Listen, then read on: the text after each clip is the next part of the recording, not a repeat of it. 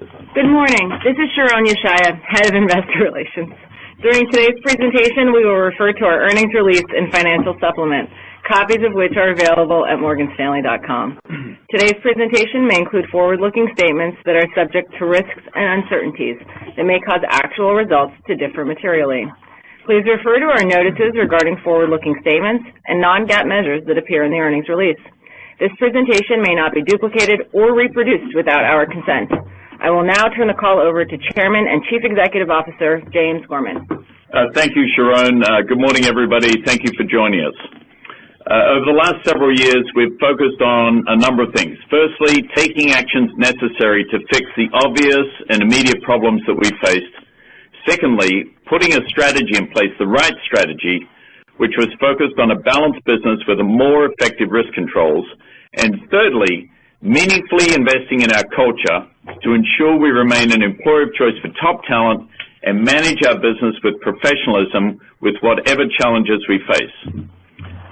These strategic choices were designed to ensure that as much as we can control, the firm does well in a strong market environment and demonstrates stability in a seasonally or structurally more difficult one. And that is exactly how 2018 is shaping up. The first half of the year was characterized by a strong market environment and increased levels of client activity. Commensurate with that backdrop, we delivered returns above the top end of the ROE target range of 10 to 13% over that first half period. The third quarter, of course, was impacted by the traditional summer slowdown and a more fragile trading environment. Even so, we delivered an ROE of 11.5% and an ROTCE of 13.2%. These are comfortably within our target ranges and firm revenues of $9.9 billion. In prior periods to 2008, when we delivered revenues of $9 to $10 billion, we had a leverage ratio of 30 to 40 times. Obviously, we have dramatically changed the way we conduct our business. What was most pleasing in Q3 was the stability across the whole franchise. Though we can clearly have aberrations in any one quarter, we believe that we've set a floor while at the same time created significant upside potential. Investing in our talent and building out our leadership team is an essential ingredient to what we see as an exciting path forward. Our ability to attract talent from across the street, relatively low attrition levels, and high employee satisfaction are all hard evidence of a strong culture. Our challenge is to make sure this endures not for weeks, months, or even years, but for decades to come. With Q3 now behind us, we look forward to spending more time discussing growth opportunities in the months and years ahead. In the meantime, we remain confident and optimistic about the near-term prospects for a strong finish through 2018. I'll now turn it over to John, who will discuss the quarter in detail. Thank you and good morning. Results in the third quarter demonstrated strength despite the typical summer slowdown. Our performance illustrates the resiliency of our business model and the ability to perform across an array of market environments. We reported revenues of $9.9 billion and PBT of $2.9 billion. Diluted EPS was $1.17, ROE was 11.5%, and ROTCE was 13.2%. Institutional securities performed well. Investment banking benefited from continued strategic activity and new capital formation globally. Compared to historical third quarters, equities results were strong. Fixed income showed stability despite seasonally slower client flows and a lack of larger transactions. Wealth management delivered another solid quarter, and investment management saw continued positive long-term net flows, although investment results were impacted by weaker emerging markets. We continue to benefit from the inherent operating leverage of our business model. On a year-to-date basis, our efficiency ratio was 70%, an almost 200 basis point improvement compared to the same period last year. Increased expenses have primarily been driven by higher compensation and execution-related costs associated with the higher revenues. Our discipline around discretionary spending has allowed us to continue to make investments across the firm, especially in technology. Although we typically see a seasonal increase in expenses in the fourth quarter, we remain confident we will hit our full-year efficiency ratio target. Now to the businesses. Institutional Securities generated revenues of $4.9 billion in the third quarter. Year-to-date revenues of $16.7 billion are up 17% versus the same period last year, benefiting from active global markets, increasing revenue pools, and stable to improving wallet share. Non-compensation expenses were $1.7 billion for the quarter, an 8% sequential decrease driven primarily by lower execution-related expenses. And compensation expenses were $1.6 billion, bringing the year-to-date compensation to net ratio revenue to 34.5%. Investment banking reported revenues of $1.5 billion, down 14% relative to the second quarter, reflecting a normal seasonal slowdown in activity. Notably, this is our best third quarter in over a decade, contributing to a record year-to-date revenues. Advisory revenues for the quarter were $510 million. M&A volumes remain at historically high levels, supported by larger strategic transactions and cross-border activity. Pipelines remain healthy and dialogues are active. New issue market conditions remained favorable in the quarter, supporting strong underwriting results. Equity underwriting revenues were $441 million. Activity remained healthy across products and regions, with particular strength in IPOs. Americas was strong throughout the quarter, while Asia and Europe saw some seasonal slowdown in August before a strong September. Fixed income underwriting revenues were $508 million. Increased results in investment-grade issuance partially offset a slowdown in high-yield financing relative to a very active second quarter. Event-driven transactions remain a significant driver, supported by the active M&A backdrop and our ability to leverage our global franchise to provide holistic client solutions. Investment banking pipelines remain constructive across products and regions. For the remainder of the year, strategic activity should support both our advisory and underwriting businesses. Of course, client activity could be affected by continued or new macroeconomic and geopolitical uncertainties. In addition, protracted periods of heightened volatility may impact issuers' financing plans. In equity sales and trading, we retained our leadership position and expect to be number one globally. Revenues were $2 billion, down 18% quarter over quarter. Sequential revenues declined across each business line as the quarter was characterized by low market volumes and more subdued volatility compared to the first half of the year. Still, activity remained robust across products relative to historical third quarters, particularly in Europe and Asia. Prime brokerage had a strong quarter, benefiting from our investments in our global client footprint. And derivative results were also strong, aided by a diversified product set and client mix. Fixed income revenues of $1.2 billion were down 15% versus the second quarter. Seasonality and low rate volatility in the quarter impacted Europe in particular, which contributed to the sequential decline. Overall, revenues remain solid and are up 8% year-to-date. In our macro business, we saw strong client activity in FX, supported in part by idiosyncratic events across emerging markets. Rates was negatively impacted by range-bound yields and low volatility globally. Our credit business saw a sequential decline on lower client activity across product areas. Our institutional lending franchise continues to demonstrate good balance sheet velocity. In commodities, revenues were up as client activity remained robust. The results were supported by macro movements within the energy complex. The fixed income results reinforce that this business is well positioned. Despite seasonal headwinds this quarter, our revenues remain solid. Turning to wealth management. Organic growth drivers of the business remain strong. In the quarter, we saw net fee-based inflows, higher fee-based assets, and a continued increase in lending balances.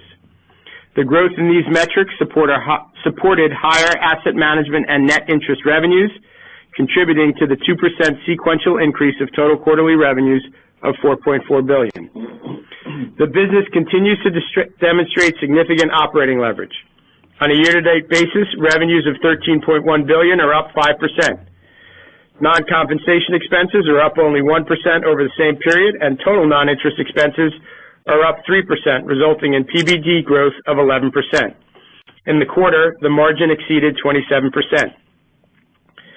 Total client assets of $2.5 trillion is up $85 billion, or 4% compared to last quarter, as markets showed gains and clients continued to add new money to their accounts.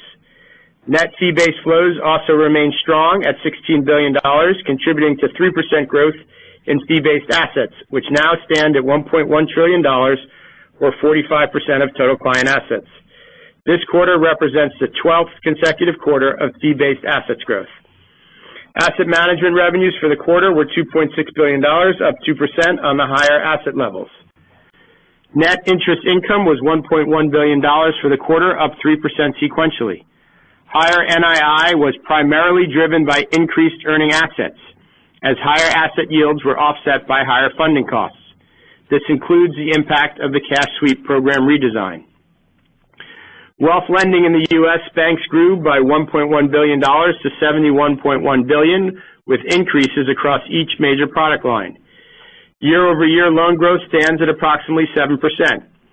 While the transition to our in-house mortgage platform impacted production earlier this year, we are currently in line with pre-conversion levels. We saw growth in the mortgage portfolio for the first time since this transition. In addition to the traditional decline in retail engagement during the summer months, we saw clients continue to focus more of their fixed income investing into shorter duration products at lower commission rates. However, due to the impact of positive mark-to-market on deferred compensation plans, total transactional revenues of $698 million remained essentially unchanged. It is worth noting that the contribution of transactional revenues has steadily declined. On a year-to-date basis, transactional revenues represent approximately 16% of total net revenues versus 22% in the same period 3 years ago. This quarter's results once again demonstrate the stability and health of our wealth business. Segment revenues grew, supported by annuitized revenue drivers, and pre-tax profit reached new highs. Year-to-date results demonstrate that we can steadily grow this business while continuing to make investments into tools to support asset growth, increase client engagement, and improve cost efficiencies. In investment management, we saw continued positive long-term flows, $3 billion in the quarter, supported by strength in overseas distribution. Total net revenues were $653 million, a 5% decline relative to last quarter. Asset management fees of $604 million were essentially flat sequentially. Increased fees on higher average long-term AUM were offset by lower fees in liquidity, primarily driven by the wealth management cash sweep redesign. Our overall fee rate in this business remains stable. On a year-to-date basis, asset management revenues are up 13% on strong investment performance and positive flows, particularly in our active fundamental equity strategies. Investment revenues were $40 million, down 27% sequentially, impacted by continued market volatility in FX and emerging market equity performance. Overall expenses of $551 million were essentially unchanged. Turning to the balance sheet. On a sequential basis, total spot assets of $866 billion are down $10 billion. Our standardized RWAs of $370 billion decreased by $17 billion over the quarter, driven primarily by lower credit RWAs on reduced lending and commitments through syndications and paydowns in the quarter. As a result, our Basel III standardized common equity Tier 1 ratio is expected to be approximately 16.7%. Our supplementary leverage ratio remained flat at 6.4%. During the quarter, we repurchased approximately $1.2 billion of common stock, or 24 million shares. Our board declared a 30-cent dividend per share, and our tax rate in the third quarter was 24.4%. As we look ahead to the fourth quarter, we are cognizant of the seasonal headwinds, but we are encouraged that we are off to a good start. Strong volumes and increased client engagement associated with the recent pickup in volatility have benefited the franchise thus far. Of course, while bouts of volatility can support revenues, sustained volatility can erode confidence and close market access. We have not seen that to date. We believe that the economic backdrop is strong, characterized by broad global growth. Assuming these macro conditions persist, clients are active, and markets remain open and functioning, we will press our advantages and look to continue to gain wallet share. With that, we will now open the line to questions. Thank you. Ladies and gentlemen, if you wish to ask a question at this time, please press star then one on your touch-tone telephone. If your question has been answered or you wish to remove yourself from the queue, please press the pound key. We ask that you please limit yourself to one question and one follow-up. Our first question comes from Brennan Hawken with UBS. Your line is open. Good morning. Thanks for taking the question. My first one is on deposits. They've been definitely in focus for the wealth management side. And I know you gave some comments on that, John. Thanks for that. But we had the first wave, I believe, of CDs, your CD program that was scheduled to mature over the summer. So it'd be great if you could maybe let us know what sort of customer behavior you've noticed with that money, what portion of that cash are you retaining, and what kind of products are customers moving into with that cash? Sure. So as you mentioned, we did have some CDs mature during the period. What we've generally seen, although this is all new for us since we've just gotten into these products over the last 18 months, is that a good amount of those dollars go into the investment accounts of those clients, while some portion gets retained in the savings product. So while it hasn't been retained in the bank, it's been retained in the system. Those dollars continue to go into both equities and fixed income. We have seen a little bit more of a shift into the fixed income investing than we did probably what we saw in 2017. But all in all, it's been a sort of both a nice way to supplement liquidity in the bank, but also bring in new assets to the firm. Terrific. Thanks for that. And then on the equity side, your guys' trends and the share gains have been really impressive. I know this might be somewhat of a high-class problem, but do you have any thoughts or insights into how your customers are thinking about concentration risks? Are there any limits to thinking about further share gains, particularly in the financing side of the business? Listen, Brennan, as you mentioned, we've gained significant share over the last 4 or 5 years. I think what we're benefiting from now is more of a stable share in a growing market. The equity product this year is up pretty dramatically over last year, and it's been down for a couple of years in a row, so this is a good positive play. And I think we do believe that we can continue to grow share, although at slower paces.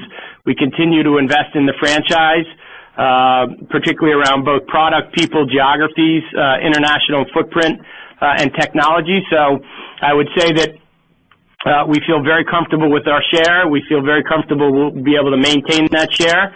And there are pockets where we continue to believe that we can grow that share, but it would be at a slower pace than we've seen in the last 5 years. Thank you. Our next question comes from Mike Mayo with Wells Fargo. Your line is open. Hi. Can you hear me? We can, Mike. Yep. Oh, okay, good. Just could you elaborate a little bit more on the deposit strategy and growth? And, you know, it just seems to be getting a little bit more competitive with more of the banks pursuing a national digital banking strategy. What are you seeing, and at what point would you pivot your strategy based on what you're seeing? And then a separate question, I don't recall, do you disclose a net interest margin? And if you do, what has it done and what do you expect it to do? I'll go with the second one first. The answer is no. Again, we try to focus on the net interest income in the wealth business, and you can see that business, the NII has grown about 4 to 5% year to date. On the first question, it's a good question, Mike, and we continue to make investments in the liability structure. We've talked about promotional CDs and savings. We're working on new premier cash management products, and we continue to enhance our digital strategies around both payments and deposits for our client base. We're at historical low levels of cash and client accounts, and our deposits are really more impacted by sort of our clients' asset allocation than actual rates. The betas on our deposits have actually outperformed our models and continue to outperform our models. But what we've seen, whereas cash levels had been sort of 8 to 10% for quite some time, they're now down at about 6%. And what those do after or in light of some of the market volatility is really a question that we'll have to see as the markets evolve, but we've been in a prolonged bull market, if you will, and we've seen those cash levels go down. So at this point, I don't think we're thinking about changing the strategy. We're continuing to invest in the product suite. You can see that we have grown deposits a little bit quarter over quarter. Our clients are very open to the products that we've been offering, and when we run promotional products and roll out new offerings, we seem to see very good take-up. So, again, at this point, competitive business, but we feel good with our position. And then just one follow-up. That's interesting about the cash levels from 8 to 10% down to 6%. What's been the range of those cash levels like over the last 5 or 10 years? I think over 5, I would say 8 to 10, but now down to 6. On 10, I don't have that data, but it's been in that 8 to 10% range for a while. Thank you. Our next question comes from Matt O'Connor with Deutsche Bank. Your line is open. Good morning. Good morning. The revenue obviously was strong this quarter. It's been strong year to date. It sounds like it's off to a good start this quarter. But if you look at the stock, it's obviously been under a lot of pressure this year, and I think it's concern over the sustainability of revenue. So as you think about the cost side, can you just talk about how much flexibility there is to bring in costs if the revenues come in weaker, say, next year than you expect?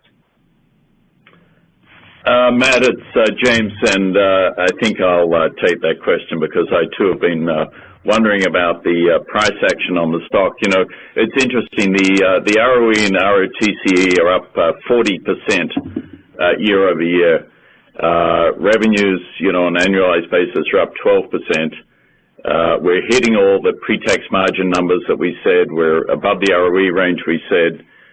We're comfortably within the range that we talked about, below 73% on total compensation.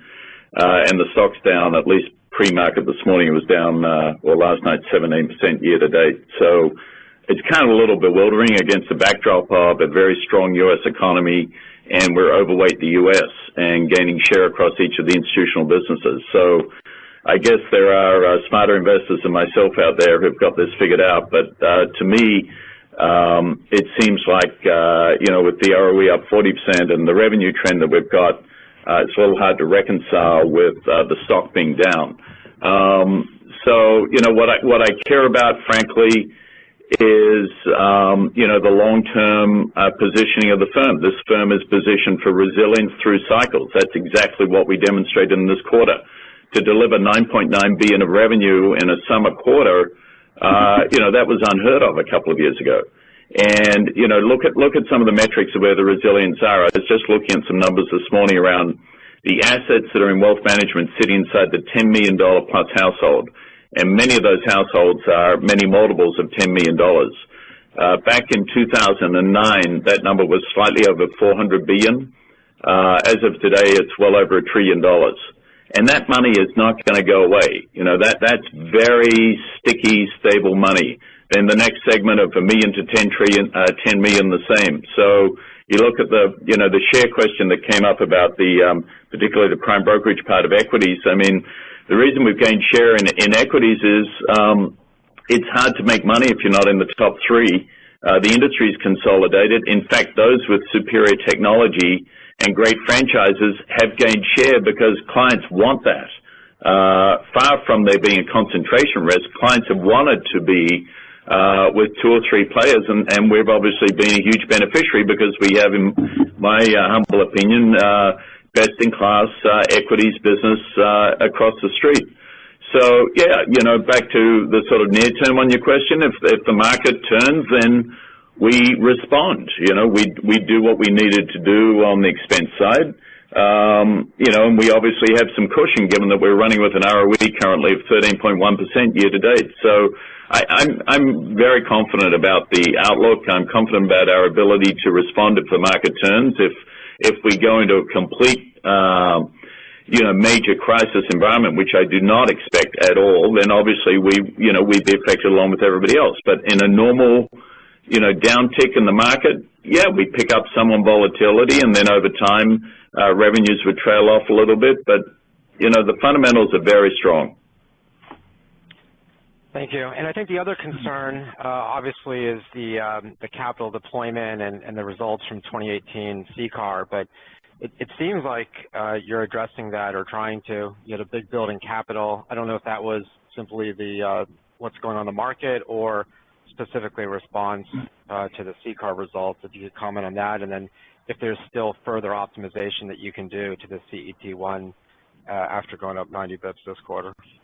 Well, it's obviously, it's kind of, apart from where goes the market from here, the second question is, what is likely to evolve on the regulatory front, not just in 2019, but over the next 3 or 4 years. And, if you look at what we did last year, obviously we did a distribution equivalent to what we did, what we were approved for the previous year. Since then, year to date, we've accreted $6.9 billion net income to common. By the way, full year last year was 6.6. So through 3 quarters, we're at 6.9. Our capital distribution should go up. There's just, why wouldn't they? Our dividend is still below a reasonable payout ratio. I think it was in the low 20s, 23% or something, at 30 cents a quarter. So that's $1.20. Frankly, we're making too much money to keep holding it there. Now, at the same time, and at the stock, good news is stock trading at $43. You're buying back a lot of stock, with that distribution. Now, over time, if the stock trades back to where, I think the value is reflected in the ROE performance, then you've got different strategic choices as to how you distribute the capital. But I can't imagine a scenario over the next several years where we don't have significant buyback programs just because we're accreting so much capital and we're, unless you can find ways to invest that in the business to generate those kinds of returns, I think it's shareholder friendly to have a strong dividend, have strong buyback, and make the appropriate investments to build growth into the business. But we can kind of do all three when you're producing nearly $7 billion in net income in 9 months. Thank you. Our next question comes from Mike Carrier with Bank of America Merrill Lynch. Your line is open. Hey, good morning, guys. This is Samir Murukutla on for Michael Carrier. Just a quick question. One of your peers highlighted the increased competitive environment in ISG, I think specifically in the FICC with tighter spreads. I don't know, can you let us know what you're seeing? Is this just the usual strong players just competing more aggressively given the lower volatility? Or are you seeing some more like reinvigorated competition from maybe the European peers? Well, I would just, again, I don't know if this quarter is any different than any other quarter. ISG across the complex of FID, equities, and investment banking is very competitive. It's always been competitive. And we continue to either maintain our share or grow our share. In the fixed income space, we've picked up share over the last several years since the restructuring, which is why we're so confident that the position of the business is in such good shape. We're running probably 10 to 12% share when we used to run 6 to 8. And we've seen our ability to grow that share even though the pool of revenues are not really growing.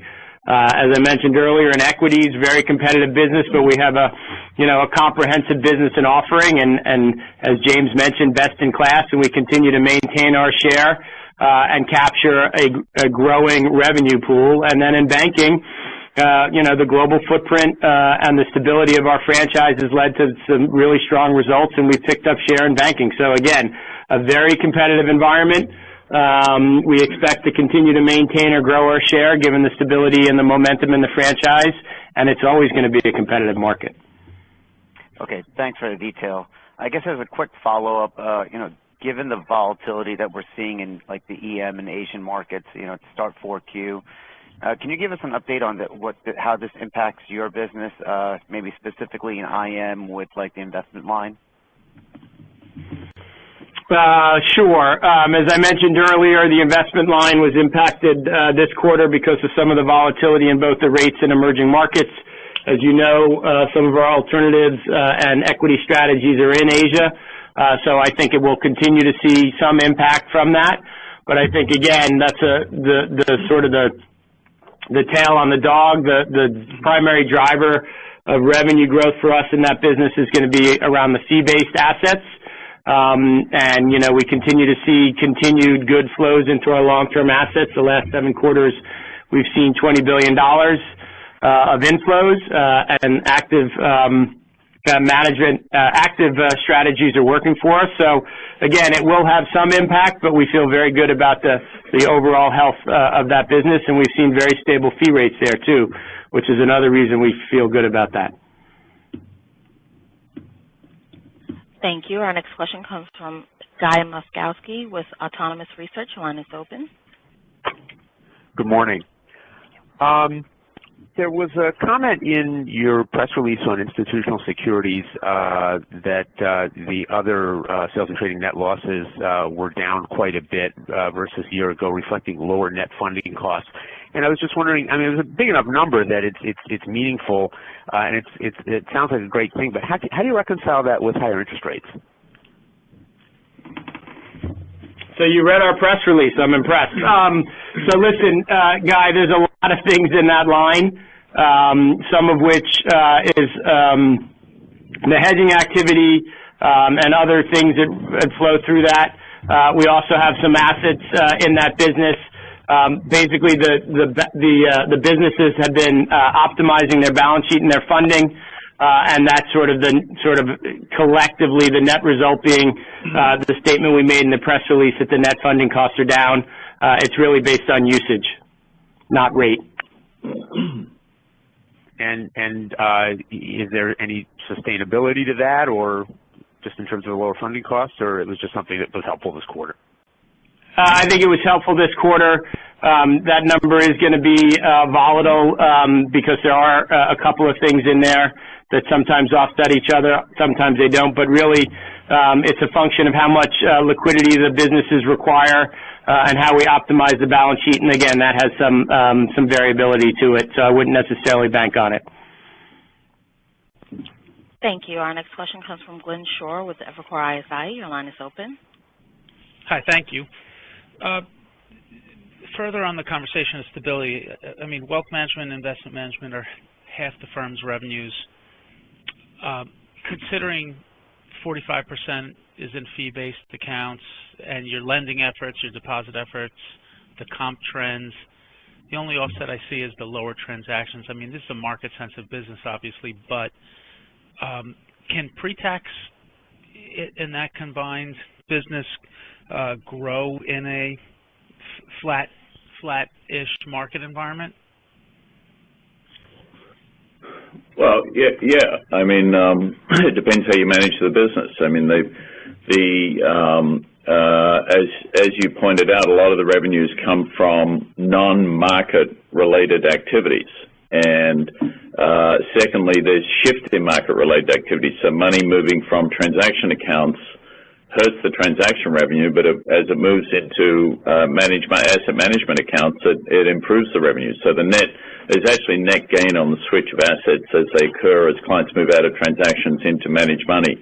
So, there's a lot of stuff going on in that business, and obviously, next year we're seeing the recruiting deals coming off, which relating to, the merger with Smith Barney, and we've also been doing just less big ticket recruiting for the last several years, so the annual NUS to cover the deferred recruiting expense is coming down each year. So, yeah, I'd say, I mean, modestly, I wouldn't, there's not some massive jump likely across wealth and asset management in a flat market environment, but there are definitely operational improvements that can be made. Okay, and believe it or not, I also read the press release. There was something in there in the institutional business on a modest gain on the sale of the business. Just curious on how big and what business that was. That was a deal that was announced, I believe, in the second quarter. It closed in the third quarter. We were an owner of a business called the Muni Center, and it was a good. I'm just trying to see the line item. It was a good percentage of that line item. It was about $60 million, $61, $62 million.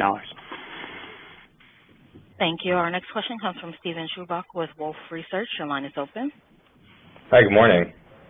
Morning. So I just wanted to start off with a question on equity market sensitivity. And James, it was interesting to hear your perspective on some of the factors weighing on the stock and maybe some of the underappreciated revenue stability. It appears to us that one of the big concerns is your higher sensitivity to movement in equity markets and equity market declines, which certainly comes to mind given the latest move. I was hoping you can give us some insight about how you think about earnings resiliency in a sustained market correction, and given some of the commentary around the movement in cash balances, how much of an offset do you think that could provide if equity market weakness persists? I mean, listen, we had a more challenging third quarter, both from market activity and just seasonal volumes, and we delivered an ROE of 11.5% in that environment. So, and tax adjusted, that's probably 10.25% for what it would have been last year. The best we've done up until then was, on an annual basis, was 9.4%. So that's in a pretty subdued trading market, and definitely not a robust equity market environment. I think, though, if you look, across the franchise, there's still M&A transactions get done. The prime brokerage business is very resilient. There's still trading across the fixed income businesses, whatever's going on in equities, and as we've improved our share in the macro space, we've always been a little stronger in the micro. And then in micro, SPG and the other credit businesses, well positioned. So we're not as correlated to equity market movements, as I think is sort of believed. If you actually look at the stability of the franchise across each of the businesses. Now, clearly, if you have a sustained correction, call it 20% over a year, we're affected by that. I mean, I'm not naive about it. But, as we just saw in a quarter which wasn't a great equity market quarter, we had $9.9 billion of revenue, and we've only ever had 2 quarters of more than $10 billion of revenue, and they were the first and second quarter of this year. No, thanks for that color, James. It's very helpful. And maybe just one follow-up on operating leverage. Clearly demonstrated strong expense discipline in the quarter, 200 basis points of efficiency improvement year on year. It seems like the Street is contemplating some revenue growth from here in line with GDP, but numbers suggest that there is some skepticism that will translate into positive operating leverage. Just wondering from your perspective how you think about balancing the need to continue to deliver margin improvement versus some of the higher investment needs as you look out to other growth opportunities. Yeah, I think you're raising a very good point, and I don't understand, if that's the view of some people on the Street, I don't understand that view. I mean, there's obviously operating leverage in a business that has the scale that we've got across, wealth management, across the prime brokerage space, the core large investment banking businesses. The incremental dollar of revenue is coming on at a much higher rate than the embedded dollar revenue across all of our businesses. So unless you get, we're going to have to invest, but that's part of what's, causing the incremental dollar of revenue to come on at, a 30% margin rather than a 50% margin. That's part of the investment profile. But to the assumption that you would not generate operating leverage with revenue growth, it just doesn't add up to me, and it just hasn't been the experience. We've had year-to-date 12% revenue growth, and the expense ratio has dropped from 73% to 70.3%. We haven't done anything to consciously reduce expenses. We haven't shut businesses. We haven't sold businesses. We haven't had a major RIF. We haven't done, in fact, we've had huge investments. We just opening another fusion center for our cyber in Singapore. I was out there a couple of weeks ago. We continue to invest in the cyberspace. We're continuing to invest across all of our technology platforms in automation, in AI, in big data, cloud computing, digital, the whole digital initiative across wealth management, expansion across the asset management businesses, and building out new platforms, raising new funds. All of these are investments that we're making continuously, and we've been hiring talent. So there's just no way if we produce another $3 billion of revenue that you're not bringing that on at a higher margin than the existing margin. That's just not going to happen. Thank you. Our next question comes from Jim Mitchell with Buckingham. Your line is open. Hey, good morning. Maybe just following up, James, on the stability of earnings and revenue and how that translates to capital, because I think I guess one of the issues I've struggled with, and I think investors have struggled with, is you have sort of the biggest drop in the stress test in CET1. and that obviously could have an impact when if and when we move to the SCB. So how has dialogue gone? How do you convince or think about the stress test and how that impacts your ability to return even more capital, given that your ratios are dramatically higher than your peers? Yeah, well, Jim, it is the question, and I'll start, and we should spend some time on it, and I want John to weigh in on this because he's been pivotal to all the discussions we've had in DC and with our regulators.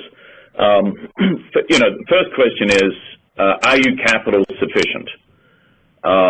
And that was addressed squarely last year, with notwithstanding the results of the test under what most would suggest were unusually stressful scenarios, let me just put it that way, that we and other banks were all permitted to distribute the same level of capital that we distributed in 2017. So that basically says, check, you are capital sufficient. The second question is, are you accreting capital above what you need to support the investment of the business, whether it's, investments you're making, whether it's growing sheet in different parts of the business. And as I said, with net income this year already at $6.9 billion, we're heading for an $8 billion plus net income. The record, I believe, was 6.6 last year. So clearly, we are accreting capital above what our investment needs are. The third question is, what will the regulatory environment, the rules permit you to do? And we're in a transition period. I mean, we're going from a pure CCAR structure to an SCB structure. I don't believe that change, in fact, I'm sure that change is not going to happen for 2019, so 2020 on it will.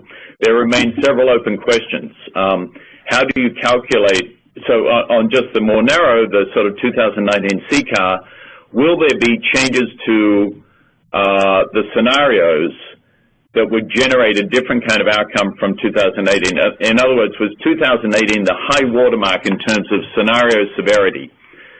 I believe it was, but until we see the scenarios, I don't know. I mean, we don't have access to that information. But I would suggest it is highly likely that we have seen the high watermark. And by the way, that high watermark translates into us suffering losses many times the size of what we actually did during the crisis. So it is a high watermark. The second is then, how do the model apply themselves to the particular makeup of individual firms, and that translates into your stress losses, your PP&R, et cetera. And again, I don't want to prejudge that. I'd like to just sort of see that play out. But worst case is we will not be worse than last year, and we've accreted more money than last year. So by definition, we should be in a better position than last year. The more interesting is then 2020 on, will there be a countercyclical buffer put in, as some have suggested? I doubt it. Is the stress test buffer, the SCB buffer likely to remain at the initial levels that were put out? That remains to be seen. It won't get worse. It could come down a little bit to make it more consistent with what the Europeans and foreign banks are dealing with. But I guess my simple summary, and I'll shut up and turn to John, is we've hit the high watermark in terms of stress scenarios. I mean, at some point, you can stress anything. You could have capital equal to the size of your balance sheet, have a leverage ratio of 1-to-1, but obviously you'd shut down your economy. So at what level do you pass the inflection point where you're affecting economic growth rather than generating it? And I think we've peaked at that level. That's my gut. And in this transition, it will play out that we will, as we keep accreting at this level, we should be able to increase our capital distributions. Exactly how much, we have to see what the models produce. John? I think James actually was pretty comprehensive. I do agree that we're in this transition period. We've been encouraged by the comments regarding tailored supervision.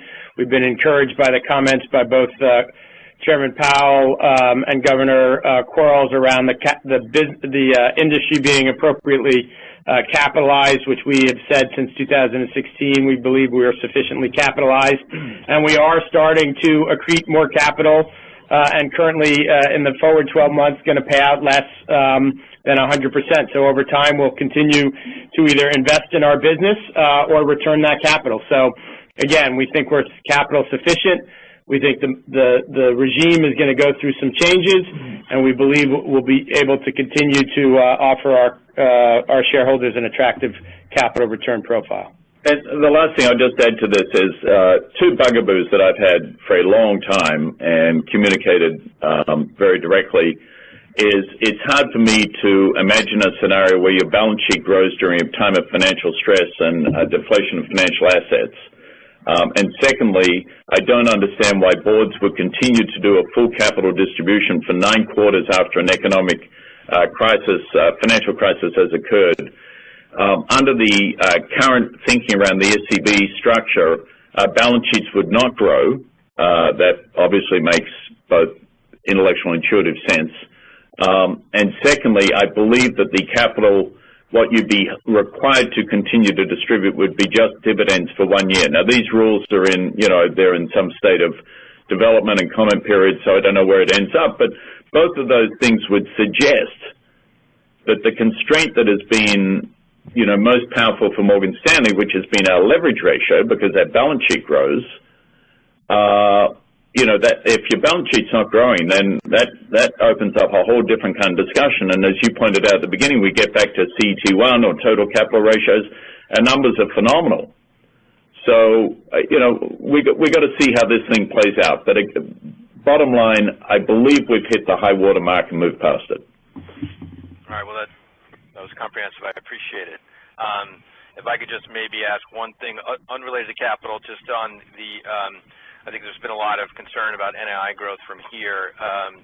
Is your sense that, at least could you update us on kind of the pickup in yield in growing the loan book versus the securities portfolio as you kind of, see that loan growth? Should we expect a margin can continue to move a little higher? Yeah, I think that's the right characterization. I think last quarter we mentioned that we thought NII growth in the 4 to 5% range for the year. We're still comfortable with that. We also said that it would be driven by average earning asset growth or loan growth, and that's really what's been driving it. If you look over year to year, average earning assets are about up about $7 or $8 billion, and that's really primarily driven by the loan growth, and that's primarily driving the NII growth. We have seen healthy increase in asset yields, but as we mentioned earlier, that's really been offset really by the change in mix of our liability structure, not betas per se. But if you go back in time, we used to have one product, which was the sweep product. In the third quarter of 2017, that represented closer to 90% of our deposits. Today, it represents closer to 75% of our deposits. So that increasing asset yield has been sort of absorbed by the increase in the liability costs, and therefore average earning asset growth will be the primary driver, and we're still pretty comfortable with our ability to grow loans in our wealth business. In the last couple of quarters, we've been growing at $1 to $2 billion a quarter, and that feels healthy to us, and that also feels sustainable. Thank you. Our next question comes from Devin Ryan with JMP Securities. Your line is open. Thanks. Good morning. I guess a follow-up question here just on the growth strategy and outlook in wealth management. I know some of the things you've highlighted are gaining more wallet from existing customers in the high net worth channel, which are obviously growing, expanding relationships with younger customers through technology, and then marketing to the stock plan participants. So just love if you could maybe touch on all those channels in terms of the longer term potential, and then any anecdotes that maybe is making you feel good about where you are with some of the newer initiatives like the younger customers or penetrating kind of the stock plan, just as I'm assuming that's where we'll see growth accelerate as well. I think you've done a nice job of articulating where we think we're going to get growth from in the business. And really, I think the biggest opportunity long-term, and these are all medium to long-term, is really around asset aggregation and our ability to attract incremental assets from our customers. We know they have a lot of money outside of the firm, and some of the encouraging anecdotal stories as we roll out some of these new strategies is that our clients are much more open to sharing their financial information with us. I think years ago it was sort of, you didn't want to aggregate all your assets at one firm. I think we are seeing a little bit of a shift in that, and as we roll out asset aggregation and next best action and some of the programs that we've been rolling out to the FA community, we are seeing good take-up in that. I would say the stock plan growth and the younger client growth, both of those are also sort of in their infancy in terms of the strategies and the implementation, and they should long-term be attractive ways to aggregate assets. Remember, a lot of the young clients don't have as much wealth as our older clients, so it's going to be a slow build, but we continue to make the investments in the digital strategies and the stock plan program to be able to position ourselves to bring in more assets over time. But I think the most immediate opportunity is really trying to attract incremental assets from our existing client base. Okay, great. And then just to follow up here, it would be maybe good to get a little bit more perspective on just the investment banking activity levels in the various businesses, and then clearly some concern in the market just around kind of being late cycle. And so I'm just curious if you guys are actually seeing those kind of normal signs of late cycle activity, whether it be overextending on deals or overpaying or just indiscriminate buying, just anything that would tell you that we're kind of late cycle in those businesses. Other than the fact that it's late in a cycle, we actually haven't really seen any real indications. The pipelines are very healthy. If you look at the pace of announcements in M&A, they haven't slowed down. The capital markets are open.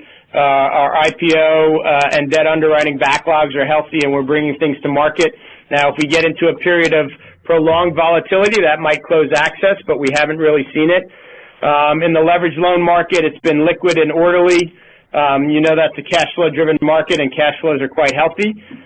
So a lot of activity in that space. There's been some repricing, but deals are still getting done inside of Flex, and then, you know, for good deals, we see a lot of good support. So other than we're late in a cycle, we haven't really seen any real indications, at least from our business perspective. Thank you. Our next question comes from Gerard Cassidy with RBC. Your line is open. Thank you. Good morning. Morning. I apologize if you guys addressed this. I had to jump on and off your call, but the first question is, how quickly do your customers in wealth management expect to see higher interest rates passed on to them? And I know you mentioned, John, that I think cash is down to about 6% of everybody's portfolios, but how quickly do they expect, when the Fed funds rate is raised, do you have to raise your rates within days of that to keep them satisfied? You know, again, I think you got to think about these deposits for what they are, and historically these are really transactional. People have them in the bottom of their investment accounts to transact, to buy and sell securities, to have a little extra liquidity. What we've seen is, as an investment thesis, the percentage of cash that people are holding is lower, and that's what we've seen reflected in the system. In terms of, you know, rate rises, we're very competitive with our primary competitors in this space. We have our betas have outperformed our modeled betas. So it's really not as rate sensitive, if you will. It's really asset allocation sensitive.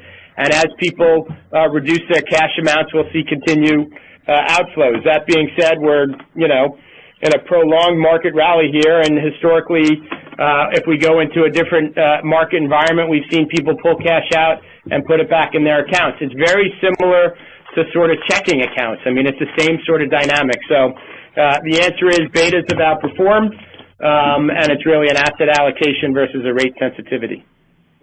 Very good. And then the second question is more of a qualitative question from what you guys are seeing out in the markets. Clearly, credit quality across the banking industry is very strong today. Your consumer wealth management area, high quality. You don't have much trading risk anymore with the VAR being where it is.